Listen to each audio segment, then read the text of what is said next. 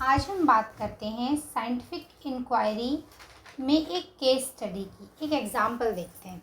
ठीक है, पिछले लेक्चर में मैंने आपको साइंटिफिक इंक्वायरी के बारे में बताया था। तो यहाँ हम देखेंगे एक केस स्टडी जिसमें हम क्या देखेंगे, केस स्टडी जिसमें हम कोट कलरेशन देखेंगे चूहों की दो पॉपुलेशंस का। ठीक है, तो क्या इन्वेस्टिगेट किया जा रहा है, इन्वेस्टिगेशन किसका हो रहा है, इन्वेस्टिगेटिंग कोट कलरेशन। ठीक है, कोट कलरेशन वही फर वगैरह का कलर। ठीक है, इन माउस पॉपुलेशंस। अब देखो, चैप्टर के शुरुआत में मैंने आपको ये इमेजेस दिखाई थी, ये नहीं दिखाई होंगी, चाहे दूसरी दिखाई होंगी, चूहे यही थे। ठीक है, ये कौन है महाशय, पेरोमिस्कस पोलियोनोटस। ठीक है, ये और इसके नीचे वाला दोनों सेम स्पीशीज़ हैं, लेकिन कलर देखो, इसका कलर देखो लाइट है, इसका कलर डार्क है, दोनों अपने बैकग्राउंड को मैच कर रहे हैं। ठीक है, और क्यों मैच कर रहे हैं, ताकि प्रीडेटर से बच जाए। लेकिन ये इनका कोट कलर अपने बैकग्राउंड से क्यों मैच करता है, इस पर हाइपोथेसिस दी थी एक महोदय ने, जिनका नाम था फ्रांसिस बर्टोडी समनर। ठीक है, एक नेचुरलिस्ट थे। 1920s में इन्होंने चूहों की पॉपुलेशंस पढ़ी और इन्होंने क्या बना दी, 1920s में हाइपोथेसिस दी कि देखो भाई, ये जो चूहे हैं इनका कलरेशन जो पैटर्न इवॉल्व हुआ है, कलर का पैटर्न, कोट कलर का कलरेशन पैटर्न, ठीक है, ये इवॉल्व हुआ है एक एडेप्टेशन के थ्रू। ठीक है, ये क्या है, it has evolved as an adaptation. किस चीज़ के लिए, दैट कैमोफ्लेज द माइस, चूहों को, इन देयर नेटिव इन्वायरमेंट। ठीक है, इन देयर नेटिव इन्वायरमेंट, मेरी राइटिंग बड़ी गंदी है यार। ठीक है, इन्वायरमेंट्स, दोनों चूहों का इन्वायरमेंट अलग अलग था। ठीक, प्रोटेक्टिंग देम फ्रॉम प्रिडेशन। ठीक है, तो इनको प्रिडेशन से बचाने के लिए ये इवोल्यूशन है ना। ये एक हाइपोथेसिस इन्होंने बनाई कि देखो, ये दो चूहे हैं, फ्लोरिडा सी शोर है ना, गल्फ ऑफ मैक्सिको, उधर जो बीच है उधर की तरफ तो ये रहते हैं।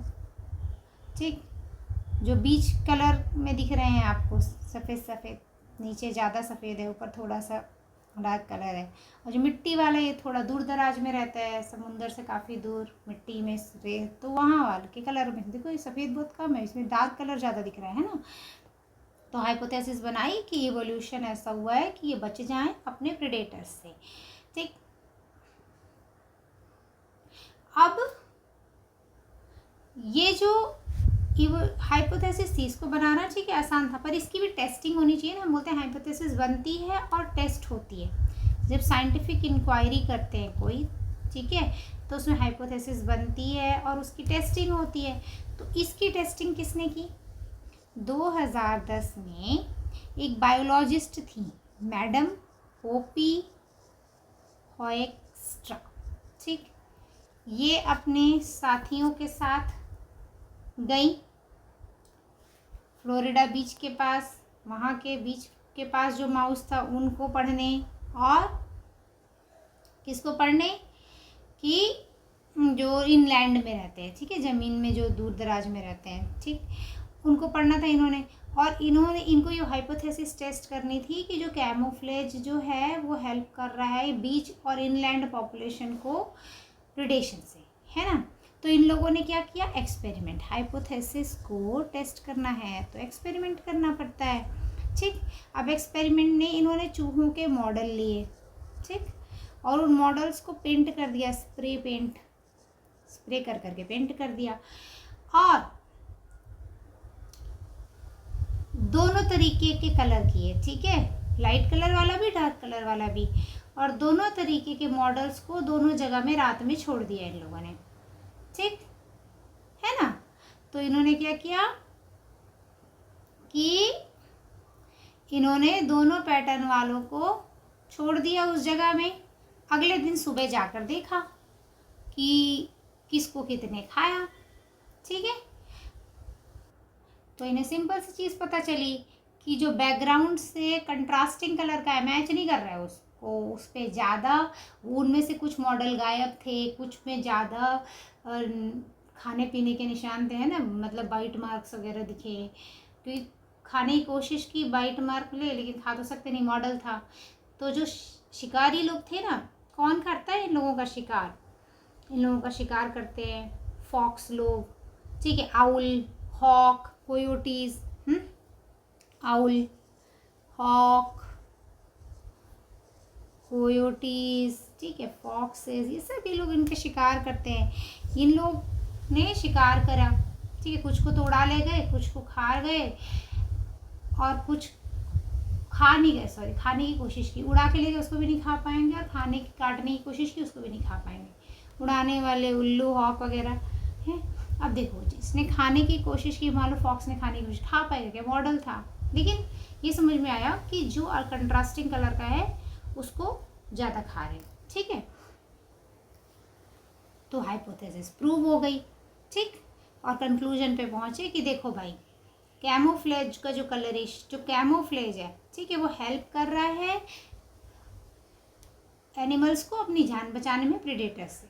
तो ये जो कैमोफ्लेज हाइपोथेसिस थी, इस हाइपोथेसिस का क्या नाम था? कैमोफ्लेज हाइपोथेसिस, ठीक। ये करेक्ट निकली, एक्सपेरिमेंट ने प्रूव कर दिया, ठीक। अब इसी एक्सपेरिमेंट में एक चीज़ थी, ठीक है, एक होता है एक्सपेरिमेंटल ग्रुप, एक होता है कंट्रोल ग्रुप। तो साइंटिस्ट लोग ने किसको कंट्रोल ग्रुप लिया और किसको एक्सपेरिमेंटल ग्रुप लिया? Experimental group. तो देखो, इन लोगों ने एक्सपेरिमेंटल ग्रुप उसको लिया जो नॉन कैमोफ्लेज्ड था, नॉन कैमोफ्लेज्ड, और कंट्रोल ग्रुप वो था जो कैमोफ्लेज्ड था। मतलब उनको वो पढ़ना था जिसका कैमोफ्लेज, मतलब पढ़ना तो दोनों था, लेकिन उन्होंने उसको बोला कि चलो एक को हम कंट्रोल रखते हैं, कैमोफ्लेज वाले को, और हम एक्सपेरिमेंटल का मतलब हमारा एक्सपेरिमेंट ये शो करेगा कि जो कैमोफ्लेज वाला नहीं है उसको ज़्यादा खाएंगे, यही हमारा एक्सपेरिमेंट शो करेगा। तो यही हम एक्सपेरिमेंटल ग्रुप रखते हैं, ठीक। तो बस यही था कि जो बीच हैबिटेट में गए लोग, है ना, तो वहाँ उन लोगों ने देखा कि क्या बोलते हैं, बीच हैबिटेट में क्या देखा कि जो नॉन कैमोफ्लेज है उसको ज़्यादा खाया गया, ठीक है। और वही चीज़ उन्होंने दूसरे हैबिटेट में भी देखी कि जो नॉन कैमोफ्लेज वाला है उसको ज़्यादा खाया जा रहा है, ठीक। तो बढ़िया ग्राफ व्राफ बनाए गए, ठीक। वो सब आप अपना कैम्पबेल में देख सकते हो, है ना, कि लाइट मॉडल्स लिए, ठीक है। कि अगर मान लो मैं बीच की बात करूँ, ठीक है, तो परसेंटेज ऑफ अटैक्ड मॉडल्स देखोगे ना, परसेंटेज ऑफ अटैक्ड मॉडल्स, ठीक। और तो यहाँ देखो किसका ज़्यादा आएगा? बीच वाले में जो डार्क कलर है, ठीक है, और लाइट कलर वाले का कम आएगा। वहीं अगर इनलैंड माउस की बात करोगे तो देखो लाइट मॉडल को ज़्यादा खाएंगे और डार्क वाले को कम, ठीक। बस यही था इनके एक्सपेरिमेंट। अब एक और चीज़, जो एक्सपेरिमेंट्स होते हैं, ठीक है, इसमें एक चीज़ होती है वेरिएबल, ठीक। अब ये वेरिएबल क्या होता है? देखो, वेरिएबल्स भी पढ़ेंगे और हम कंट्रोल्स भी पढ़ेंगे, ठीक है। दोनों चीज़ें क्या होती हैं हम पढ़ेंगे किसी एक्सपेरिमेंट में। पहली बात तो हम ये इन एक्सपेरिमेंट्स, ठीक है, पहली बात तो हम ये देखते हैं कि ये जो हमने कैमोफ्लेज हाइपोथेसिस को प्रूव करने वाला एक्सपेरिमेंट किया था ना, माउस कैमोफ्लेज एक्सपेरिमेंट, वो एक कंट्रोल्ड एक्सपेरिमेंट है, हमने नहीं किया था, ठीक। होपी ऑर्केस्ट्रा और उनके दोस्तों ने किया था, कंट्रोल्ड एक्सपेरिमेंट है। हम इतने में कहाँ करने वाले जा रहे हैं उधर, ठीक है, ओके। सो कंट्रोल्ड एक्सपेरिमेंट में क्या है कि एक्सपेरिमेंटल ग्रुप को कंट्रोल ग्रुप से कंपेयर किया जा रहा है, ठीक है। ये वो एक्सपेरिमेंट है that is design to compare, किसको कंपेयर किया जा रहा है, मैंने आपको बताया एक्सपेरिमेंटल और कंट्रोल ग्रुप को, है ना, experimental group with control group, ठीक।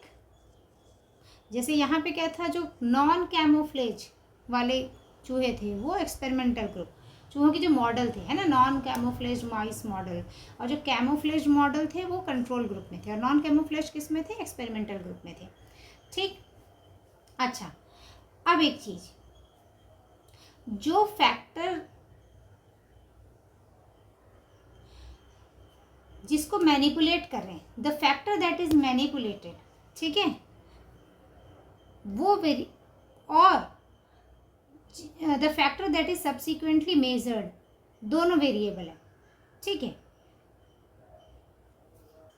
लेकिन एक इंडिपेंडेंट वेरिएबल है और एक डिपेंडेंट वेरिएबल है, ठीक, independent and dependent variable.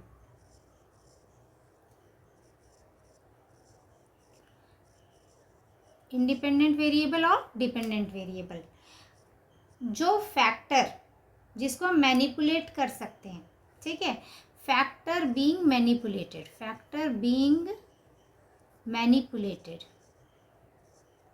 Manipulated, ठीक, जो मैनिपुलेट कर रहे हैं वो क्या है, इंडिपेंडेंट है, और जो फैक्टर हम मेजर कर रहे हैं, ठीक है, जिस पर इंडिपेंडेंट वेरिएबल का इफेक्ट हुआ है ना, एक फैक्टर तो मैनिपुलेट कर रहे हैं और उसको मैनिपुलेट करने से दूसरे फैक्टर पे क्या इफेक्ट पड़ रहा है, ठीक है, वो डिपेंडेंट वेरिएबल है। जैसे देखो, फैक्टर बीइंग मेजर्ड, ठीक है, दैट इज प्रिडिक्टेड,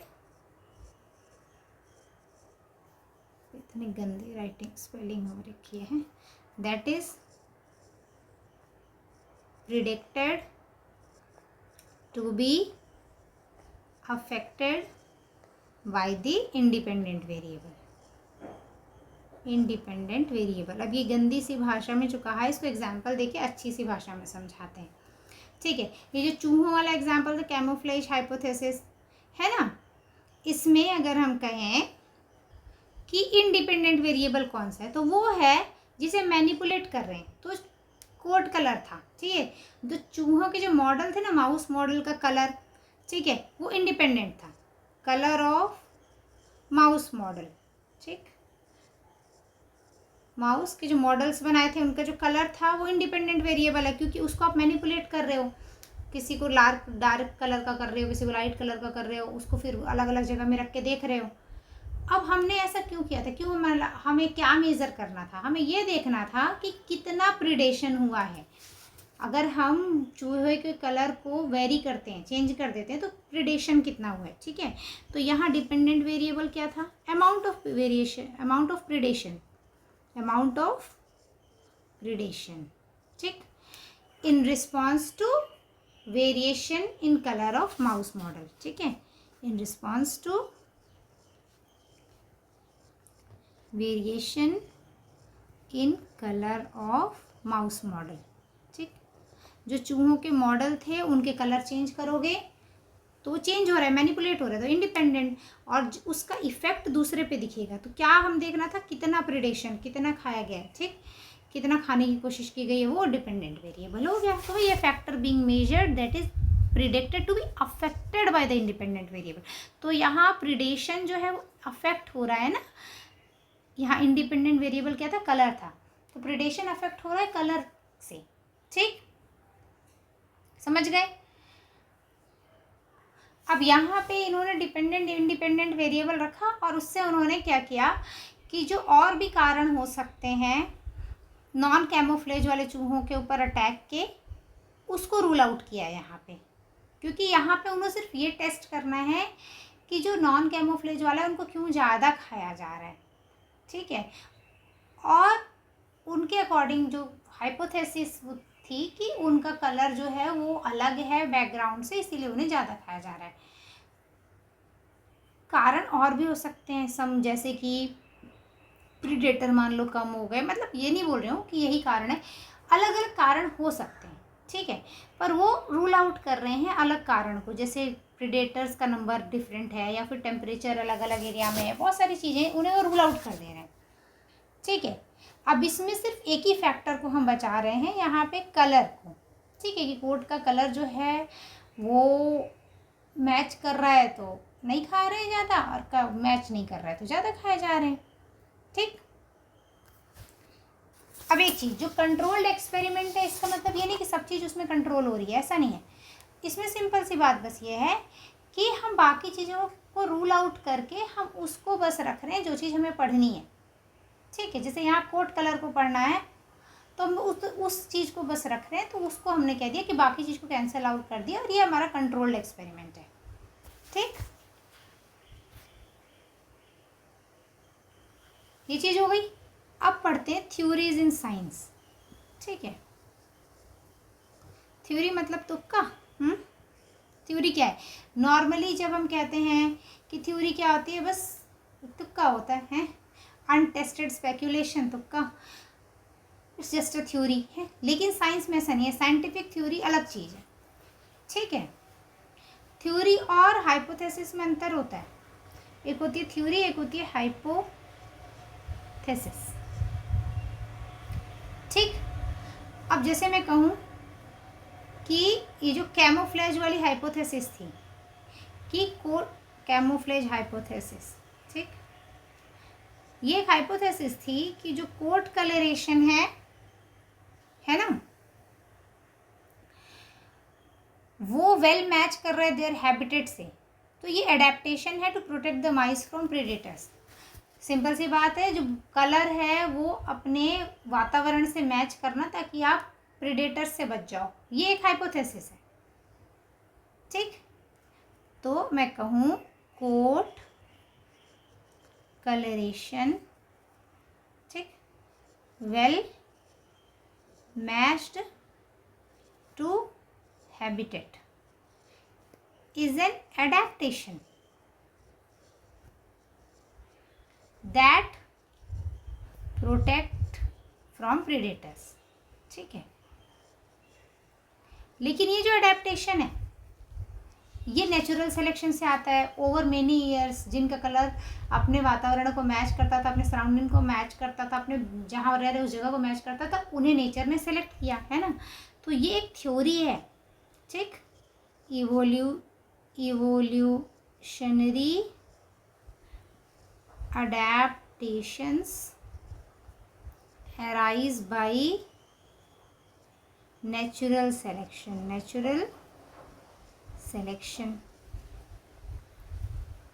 समझे, ये जो अडेप्टेशन था ये नेचुरल सिलेक्शन से आया है।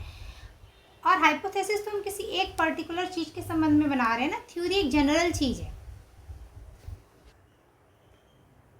बहुत सारी चीज़ें जो नेचुरल सिलेक्शन से आ सकती हैं। यहाँ चूहे का जो कोट कलर है वो जस्ट एक एग्जाम्पल है। जैसे हम बोलते हैं डार्विन फिंचेस, उनके बीक जो हैं वो जैसा खाना पा रहे थे उसके अकॉर्डिंग जिनका बीक ज़्यादा सूट था वो उससे नेचर सेलेक्ट करता गया, फिर वो लोग ज़्यादा ब्रीड करते गए और ओवर टाइम वैसे वैसे बीक बने, ठीक है।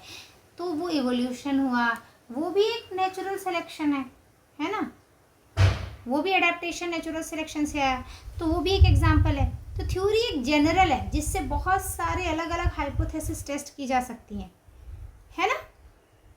जो गैलापागोस फिंचेस हम पढ़ते हैं तो उनका जो इवोल्यूशन हुआ उनके बीक का, है ना, जैसा फूड था उस हिसाब से, वो सारी चीज़ें क्या हैं, वो सारी चीज़ें नेचुरल सिलेक्शन वाली इंडिकेट करेंगी, चाहे कैमोफ्लेज हाइपोथेसिस हो। तो थ्योरी एक जनरल टर्म है, ठीक। थ्योरी क्या होती है, जनरल होती है, जनरल एनफ होती है to test, to spin off many testable hypothesis. नए नए हाइपोथेसिस इसके बेसिस पे टेस्ट हो सकते हैं, ठीक है। मेनी न्यू टेस्टेबल हाइपोथेसिस जिन्हें हम टेस्ट कर सकते हैं, ऐसा हो। अच्छा, दूसरी चीज ये जो थ्योरी होती है इसमें बहुत ज़्यादा सब एविडेंसेस से सपोर्ट होती है, सपोर्टेड बाय मच एविडेंसेस, ठीक है, बहुत सारे एविडेंसेस से सपोर्ट की जाती है। जैसे अगर थ्योरी ऑफ नेचुरल सिलेक्शन है ये, ठीक है, नेचुरल सिलेक्शन वाली थ्योरी है ना, थ्योरी ऑफ नेचुरल सिलेक्शन, तो ये बहुत सारे एग्जाम्पल्स से, एविडेंसेस से ये सपोर्ट की गई है और इसका साइंटिफिक डेटा से कॉन्ट्राडिक्शन नहीं है, ठीक है। आप बहुत सारी जगह देखोगे नेचुरल सिलेक्शन की थ्योरी, ठीक। ऐसी थ्योरी ऑफ ग्रेविटी है, वो भी एक थ्योरी है। और ये सब वास्ट एक्यूमुलेशन ऑफ एविडेंसेस से सपोर्ट की जाती है, ठीक। कई बार ऐसा होता है कि साइंटिस्ट को ऐसा लगता है कि ये थ्योरी है, इसको थोड़ा मॉडिफाई करना चाहिए, कभी कभी तो पूरा रिजेक्ट ही कर देते हैं। जैसे पहले जो आर्किया और बैक्टीरिया थे, ठीक है, आर्किया और बैक्टीरिया दोनों को सेम किंगडम में डाल दिया तो दोनों प्रोकैरियोट कहलाते थे, ठीक है, किंगडम प्रोकैरियोट।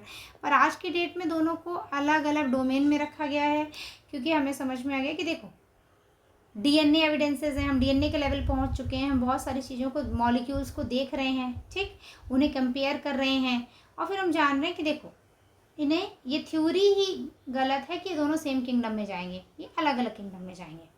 समझ गए? हो गया? Bye bye.